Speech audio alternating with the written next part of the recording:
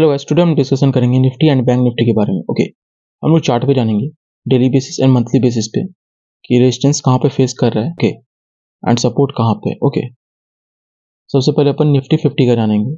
Nifty 50 इन daily basis जो इसका current market price है 22,212 इसका करंट मार्केट प्राइस है। ओके, यहाँ पे आप ध्यान से देखोगे तो यहाँ पे रेजिस्टेंस फेस किया, रेजिस्टेंस को रिस्पेक्ट करके डाउन हुआ। ओके, फिर ये ट्रेंड लाइन देखोगे तो जो इसका पिछला जो लोअर लो है कैंडल का ब्रेक नहीं किया। ओके, चाहे आप यहाँ पे देखो लोअर लो ब्रेक नहीं किया, हायर हाई लगाते चला गया, मेरा कहने का यही मतलब है। ओके, चाहे आप यहाँ पे अगर ध्यान से देखो, यहाँ पर भी लोअर लो ब्रेक नहीं किया, यानी कि बायर एक्टिव हैं। ओके, ट्रेंड लाइन ऊपर की तरफ है, कंटिन्यूसली अपसाइड की तरफ ट्रेंड लाइन जा रहा है। ओके, बट वो जो पुशअप मिलता है वो पुश नहीं मिल पा रहा है जिससे पूरा रेजिस्टेंस ब्रेकआउट करे।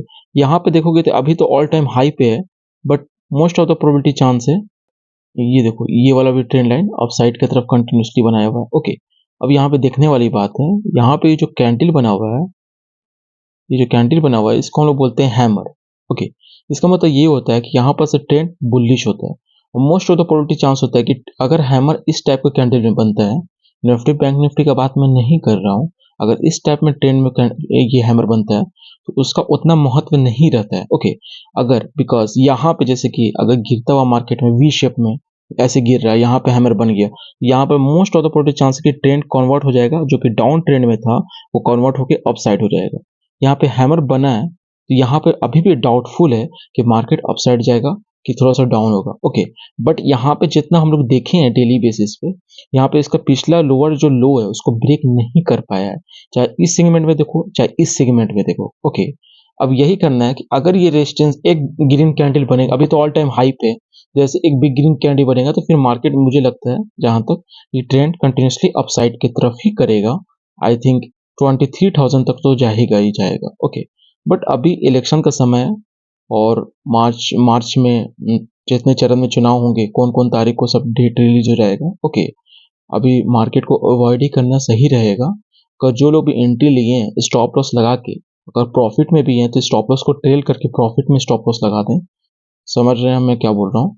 ओके, क्योंकि वोलेटाइल भी रहेगा मार्केट, अभी कुछ कह नहीं सकते। अगर मंथली बेसिस पे अगर चार्ट दिखाऊं तो मैं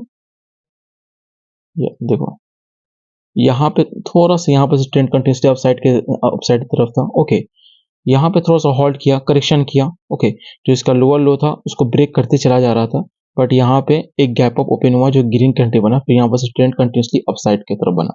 अगर आप यहाँ पर भी देखोगे तो यहाँ पर भी थोड़ा सा हॉल्ट किया हुआ है। ओके, अगर ये प्राइस अगर मैं बताऊं तो आपको ये दो प्राइस के बीच में 19,318 एंड 19,928, यानी कि ऑलमोस्ट 500 का 550 पॉइंट के अंदर में कॉन्सोलिडेट कर रहा था। ओके, फिर देन ब्रेकआउट किया, जैसे कि आप देख पा रहे हो, जब ब्रेकआउट किया तो कंटिन्यूसली ब्रेकआउट करते चला गया। ओके, अब हम लोग डिस्कशन करेंगे बैंक निफ्टी का। देखिए, बैंक निफ्टी हम लोग जैसे जानते हैं बहुत ही वोलेटाइल होता है। ओके, निफ्टी कुछ नहीं है इसके सामने जितना बैंक निफ्टी वोलेटाइल होता है। बैंक निफ्टी में जितना भी बैंक है वो सब बैंक निफ्टी में आता है। ओके, अब हम लोग देखेंगे करंट मार्केट प्राइस जो इसका है 46,811 के आसपास का करंट मार्केट प्राइस है।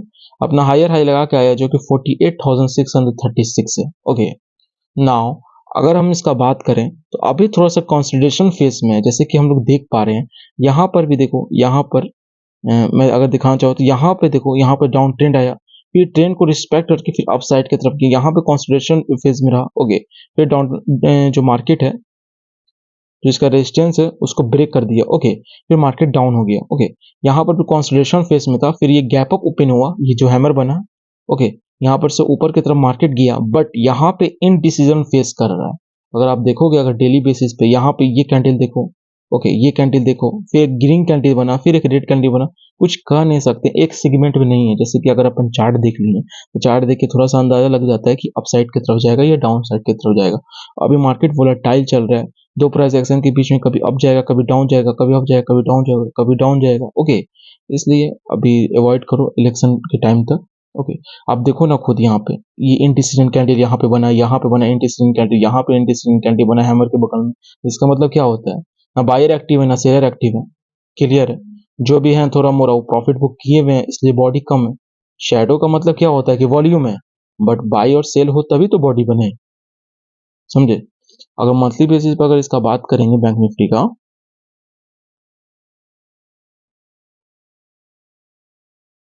देखिए अगर मंथली बेसिस पर हम लोग बात करेंगे तो बैंक निफ्टी का जो ट्रेंड लाइन है यहाँ पे सपोर्ट लिया, यहाँ पे बहुत ज्यादा ही सपोर्ट लिया, फिर यहाँ पे सपोर्ट लिया। अब यहाँ पे क्या है कि एक जो हैमर बना हुआ है, क्लियर है, मंथली बेसिस पे मैं बात कर रहा हूँ। अगर इसको ब्रेकआउट कर देगा तो फिर हम नया हायर हाई हम लोग को देखने को मिलेगा। बट अभी हम लोग जो मंथली बेसिस पे यहाँ पे देख पा रहे हैं, जो भी इसका जो मंथली बेसिस जो प्रीवियस कैंडल उसको ब्रेक नहीं कर पा रहा है, सिवाय यहाँ पे थोड़ा सा होल्ड किया। फिर यहाँ पर भी ट्रेंड जो है अपसाइड ही की तरफ बना हुआ है, चाहे कैंडल छोटा बने या बड़ा बने, मगर जो प्रीवियस जो लो है उसको ब्रेक नहीं कर पा रहा है, यानी कि अपसाइड की तरफ है। बट अगर आप लोग को एंट्री करना होगा तो आप स्टॉप लॉस के साथ ही एंट्री करना फिलहाल के लिए, ओके। और कम क्वांटिटी में चाहे इक्विटी में करना हो, ओके। अभी तो फ्यूचर ऑप्शन आप अवॉइड ही करो तो सही रहेगा, इतना वो ज़्यादा वोलेटाइल रहेगा, कुछ समझ में नहीं आएगा। Thank you so much full video देखने के लिए। चैनल के सपोर्ट के लिए लाइक से सब्सक्राइब कर दीजिए।